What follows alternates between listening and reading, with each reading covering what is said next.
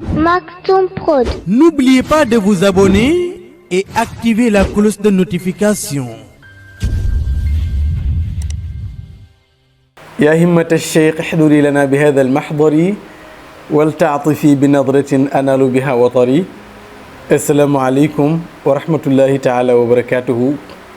yéen mbokk yu tedd yu sell yu ñuy seetaan ci Maktoum Prod ñu ngi leen di nuyu te di leen ziyaara ñaan sunu kàddu fekk leen ci jàmm ma di leen wax ngeen continuer di abonné ci chaîne bi bala koog di partager lien yi ba àdduna yëpp jot ci mën a jariñoo ci lépp loo xam ne mi ngi balle fii ci Maktoum Prod ndax yiw valeur luy jëriñ doomu aadama rek moo fi balle insha allahu taala sukk naa samay bëti moom tàllal ko samay loxo xool ziyaare ko sama sang sayyidi wa mawlaaya habibi cheikhi asayidi cheikh Mouhamadinil Moustapha Sy Al Maktoum hafizahu llahu wa ayyadahu wa raahu. mbokk yi tey sunu vidéo tey bi du gudd incha allah ndax dañu tàmbali at mu bees dugg ci ba toll ci fukkeelu fan bi nekk ci tamxarit kuy liggéey nag lu toll ci at jaadu na nga daal di ndokkeel ak remercier mboolem ñi nga xamante ni ñoo la doon suivre partout dans le monde ak ñi nga xam ne saa su ne yaa ngi leen doon dégg ci liggéey bi ñu ngi leen di jaajëfal ndax itam kenn ku ci nekk kuy wax ki koy bàyyi xel mooy mbokkam kon ñu ngi leen di jaajëfal bu baax di leen ndokkeel itam ci at mu bees mi ñu dugg waaye di leen ndokkeel itam ci tamxarit bi ndax itam bés la boo xam ne yàlla dogal na ci yonent yu bare bari ci la leen yàlla jox ñu réussir seen mission loolu nag ay mandarga la at bu nekk nag daan nañ ko waxtaanee at bu ne nit ñi daan nañ ci gën a yëg seen borom kon jaadu na yu mel ni itam buñ ci tollee ñu fàttali ndax itam xam ngeen yonent yàlla Moussa alayhi salaam ci la ko yàlla joxoon ndigal ca digganteem ak Firawna keroog ba muy dugg ca géej ga ak yetam baag ba géej gay ubbeeku Moussa daal di ca jaar Firawna ba mu duggee rek ca la daal di lab xam ngeen ni itam yonent yàlla Yuusuf ca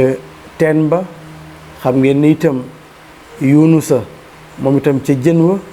xam ngeen ni Nuux itam ca gaal ga xam ngeen ne Isa ibnu Maryam itam ca ganeek àddunaam kon mu mel ni yi daje ci bés bi bari na lool ñu war di ko fàttaliku war di ci gën a bàyyi xel sunu diggante ak sunu boroom loolu nag lu am solo la macha allah bu ko defee nag ñu di leen ndokkeel bu baax a baax ci at mu bees mi ñaan yàlla mu doon at moo xam ne atum naataange lay doon atum sutura lay doon atum tawfiq lay doon waaye ndokkeel ci ak ñaanal ci ak jéggalu ci ki nga xam ne amuñu ku dul moom muy cheikh sayidi Mouhamadul Moustapha Sy Al Maktoum hafizahu llahu wa ayyadahu wa raahu ñaanal ci itam sunu capitaine maam Cheikh Ahmed Tijani Sy Al Moustapha moom itam yal na yàlla jàppale ko yal na yàlla taxaw ko yal na yàlla aar ko zahiran wa batinan mbokk yi bu ko defee itam ñu bëgg rek waxaale leen benn information xam ngeen ne amoon nañu sunu ay mbokki Moustarchid yoo xam ne yàllaa ngi dogal presque daaw ci waxtu bi mooy bi nga xamante ni journal boobu nga xam ne bëgguma sax tudd turam waaye ci biir wax ji di ngeen xam journal bi may wax mooy journal boo xam ne du sukkandiku mukk ci dëgg ci ay écho rek lay sukkandiku xanaa bu ma waxee loolu di ngeen xam ban journal la journal bi nga xam ne du sukkandiku mukk ci dëgg day dégg till rek ne matt ga damm na maanaam daal moom ci ay écho rek lay sukkandiku daaw dafa am lu mu bindoon ci sang bi Cheikh Mouhamadul Moustapha ci li fi xew ci jamono am ay ndaw yoo xam ne jug nañu dem ngir xool ñi bind li tax ñu bind li ñu bind bi ñu demee ba foofa ndogal dal leen ca ñu daal di leen jàpp dugal leen ci prison bi mu nekkoon juróom benn nit yàlla dogal bi ñu duggee ci prison bi ñu ngi fa dugg bésu aljuma waaye ñu wax leen ne mbokk yooyee fii may wax ak yéen génn nañ ci prison bi loolu la yàlla dogal aljuma bii weesu tollu woon ak 13 août yàlla dogal na nag lu am solo mooy nit di nga ko jàpp te fekk ne xamuloo ne mag ñi am na lu ñu namm ci ñoom nga téye leen fa mën na durer nag donte nag liberté provisoire la ñu am waaye nag gis nga boo séqee gor séq koo xam ne yar nañu ko séq koo xam ne du tooñ bés bu ne ci tooñ ko la ñuy dëkk waaye bés bu ne yàlla day gën a leeral parce que yàlla du ànd ak ñuy tooñ mukk. ñoom nag yàllaa ngi dogal bésu àjjuma la ñu dugg ci prison bi, ñu dugal leen fa, tooñ leen ba pare dugal leen fa. maam Cheikh nag dafa waxoon ne réewum Sénégal mooy réew moo xam ne xamuñu ki fayu waaye xamuñu ki tooñ, mais ki fayu la ñu xam. loolu nag pratiquement moo nekk ci réew mi. ñoom ñi ngi dugg bisu àjjuma, ñi ngi génn bisu àjjuma. ñaata fan lañ fa tëdd? ñi ngi fa tëdd 372 jours. allahu akbar, 372 jours la ñu fa tëdd. boo xoolee sang bu tedd bi nga xam ne mooy sang bi mu Cheikh Mouhamadul Moustapha mi ngi bi mu duggee prison mi ngi fa tëdd 313 jours. 313 jours jullit ñi keroog ca xaswatu Badr seen lim 313 la. jullit ñi seen lim 313 la. 313 yooyu muy jayson muy arme boo xamante ni mën nañ la wax ne moom la tëdd moom sang bi mu génnee nag ñii ndogal bi leen daloon ba ñu dugg ci prison bi yàllaa ngi dogal ñu tëdd fa 372 jours mu jàpp salaaman jàpp islaam. xanaa kon ginnaaw arme, ginnaaw guerre, bu guerre jeexee lan la ñuy instaurer, lan la ñuy saxal mooy la paix. ñoom kon seenu dugg prison saxal na fa la paix muy 372 jours jàpp salaaman.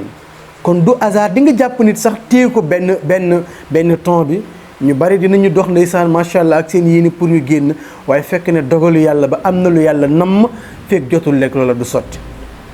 kon nag ñu ngi leen di ndokkeel ñoom bu baax, di leen encourager parce que li taxoon ñu dem fa du woon tooñ, du woon dara, waaye itam doomu aadama li gën a cher ci moom ku ko laal rek mu yëngu. maa ngi ci fàttaliku wax bu am solo bu Sanjoogu waxoon. Sanjoogu bii fi amee daf ne journal bi de ñoom nee nañ dañ leen a yàqal nangam, mais est-ce que ñoom xam nañ li ñu yàq? est-ce que xam nañ li ñu yàq ci ay xol ci bés booba? est-ce que xamuñ ndax rey nañ ci nit wala déet? ndax am na information yoo xam ne boo ko nit déggee rek mën na ko def crise, te crise boobu bul xam fan la ko jëmee. mais loolu lu am solo ñu bàyyi ko xel. justice su Sénégal nag ñi ngi ñaan yàlla na moom boppam moom justice bi, parce que justice su Sénégal ku ne xam na ne moomul boppam. ku ne xam na ne Sénégal itam ni muy doxee mooy kumba am ndey ak kumba amul ndey. réew la moo xamante ni ñu ci bari tey ñu ngi ci biir prison bi ñoo xam ne dañ leen a tooñ dugal leen fa, te loolu nag mat na bàyyi xel te jar na itam ñu taxaw ci. waaye nag bu fekkee nag réew ñi ko jiital ñoo jubalul, masaak ñi nga xam ne ñoom la dénk mbir, parce que nit boo ko dénkee mbir bëgg mu jubal ca, yow mi ko dénk boo ca jubalul kooka du mën a jubal. loolu nag mat na bàyyi xel. bu ko defee information boobu lañ leen bëggoon a jox, mooy mbokk yi nga xamante ni yàlla dogal na daaw ci waxtu wi li ñu bindoon ci sang bi, nga xam ne ñiy bind yàgg nañoo bind. waaye itam li Maam Cheikh waxoon ni nit ku ne war ngaa bàyyi xel li ngay bind, rawatina yow nga ne journaliste nga. tey journalisme amatul benn crédibilité, parce que tey boo ne journal rek wala dara ñu naa dañuy fen, ngeen baal ma ci baat bi. wala nga dégg yow déglu nga journal jarul déglu fi journaliste yi moom même buñ fenul dañuy yokk loolu ngay dégg. mais est-ce que jarul ñu gën a liggéeyaat lu mel noonu? Maam Cheikh dafa am ku mu dajeek ne ko waa doom ci loolu ne nit ñaa la gis, mu ne ko temps yi nag moom dama nekk journaliste la, damay jël information, damay dem bërëb sàngam collecté fa ay information dajale ko daal ñëw joxe ko. Maam Cheikh ni ko doom ala faalam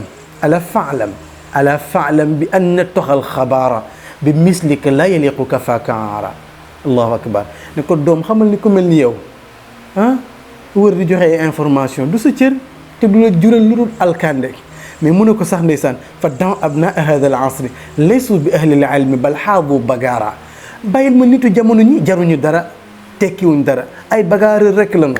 bu fekkee ne buñ bëggee tooñ góor jox la ne la bindal article bi publier ko nga jël ko, xamal ne toskar rek lay jural. ci biir ma nga dem ba naan ko ay doom, yow mii sama doom, fa yawmun yantahuuna ila Rufisque wa yawmun yantahuuna ila Dakar. tey yaa nga Rufisque, suba yaa nga Dakar. wa sha'nuhum uxayya toxal xabaara. say mbir daal mooy toxal xabaar jël, da ngay dem ba sax boo amul xabaar sos. te loolu moo fi nekk ci Sénégal. imaginez tey ñaata ci ay nit sax ngay gis ñu xëy amuñ information rek xëy xool ku leen neex rek ñu tàgge ko. ñaata yoon lañ fi tàggi nit ñi dama yàlla baal damay wax ne sax Golbert Diagne yal na yàlla yërëm ko ñu naan ndax moom sonnut ci tàgg gi ñu koy tàggi sax faf yàlla jël ko mu dem benn yoon. Hadj Mansour Mbaye barki démb nga dégg ñu tàggee ko Hadj Moustapha Guèye dégg ñu tàgge ko te état loolu am na ci part de responsabilité bu rëy parce que site yu ko yi tàggi nit ñi ngi fi état di leen gis te ku ci xëyoon tey tàggi président Macky Sall dootoo ko def. waaw léegi nag moom ndax day xaar rek ñu ne offense au chef de l'État te ñu ko ëpp ci téeméeri junni yoon nekk ci réew mi te bis bu ne ñu tooñ leen te kenn du réagir te sa njaboot bu ñu réagiree ñu lëkkaloog état parce que état am na lu bëggul état bu sañoon ñëpp naan dañ ko naan gongo ñëpp dañ ko naan macha allah mais boo taxawee yow ak cër bi la yàlla jox état du bëgg nga mel noonu bu sañoon da nga koy raayal ginnaawam rek te nag bu la yàlla defee ngay nitu diine. yàlla jox la xàq ci réew mi boo mujjee dem ba ci waaw góoru état rek ngay mujjee subaa ñàkk xam sa cër weesuwut loolu. bu ko defee mbokk yi loolu rek moo nekkoon tey jotaay bi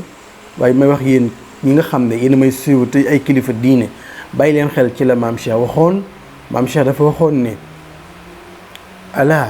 déedéet maam Cheikh dafa waxoon ne yaa saadata nnaas garratkum zununakum bi dawlatin sha'nuha rafdu diyaanaati mu ne yéen nit ñi yéen sang yi maa ngi leen xamal ne leen attention ñu ngi nekk ci réew moo xam ne yéen ñëpp yéen a ngi jox loxo état ne ko gongo waaye yéene état bis bu sottee diine kenn dootu ko tudd ci réew mi ndax bés bu ne mi ngi réviser bés bu ne mi ngi xool programme mu diine yi kilifa diine yi amal bu ko mënee empêché mu empêché ko mais nag du tëb rek empêché ko dina xool ba xam ndax bu ko empêché lan lay jur ci réew ma des fois nag mën na nekk bokkat bàyyi mu jàll des fois mu jéem ca dara waaye bu réew ma tàkkee ci loxoom la maam Cheikh nag ne attention yéen ñi nga xam ne yéen ay étoile xeet wi yéen ñi nga xam ne ci yéen la nit ñi sukkandiku ngir jëf yéen ñi nga xam ne nit ñaa ngi leen di bàyyi xel te ngeen di ay kilifa diine attention bàyyi leen xel seen bopp li ma leen di wax mooy fa in lam taquumu fa mawtu diini muqtaribun inna al qiyaama lakum awla al ibadat li ma yëgtee ko man Maktoum mooy bu ngeen toogee tuuti ba moytu diine moom léegi mu dee ci réew mi fa mawtu diini muqtaribun jege si na de deewug diine jege si na te nag yéen kilifa diine wéetoo seen ruq di tere rassemblement yi te état moom mi ngi rassemblé wu état mi ngi def campagne mi ngi def lépp yow nag attention boo bàyyul xel sa bopp boo moytuwul léegi diine moom kenn dootu ko tudd ci réew mi parce que benn ñii ñi ngi campagne ñi ngi daje ñi ngi def lépp te bis bu leen neexee ñu xëy ne mbas bi yokku na waaye yow nag nga war a dajeeg sa njaboot war a yeewaat sa njaboot war a tegaat say njaboot ci yoon ba ñu xam fan la ñu war a mën a jaar seen digganteeg seen borom nammaat seen pas-pas gën a defaraat seen jikko yow état bëggul loolu état daal naan la xëy toog rek croiser les bras te nit ñi kenn ku ci nekk boo xëy yaa ngi ci activité yaa ngi dem marché yaa ngi dem fu ne ñu tëj jàkkay yàlla yi diine daal moom dafa mel ni Covid dafa ñëw pour xeex diine man dama ne est-ce que jàkk yi ñu tëj taxul yàlla sanctionné ñu waxul nit yàlla dafa naan àll Cheikh Al Khalifa sëñ Babacar Si biñ koy nañ tëj jàkk yi def ne kon peste bi rey ñëpp te lii ku ne xam na ne mbas la kon nag jar naa bàyyi xel bu baax a baax a baax mbokk yi ñu ngi jégalu ci kàddu yi lu ci jub ngir yàlla ak barke kilifa la li ci dëng ci man la wasalaamu aleykum wa rahmatullahi taala wa barakatuhu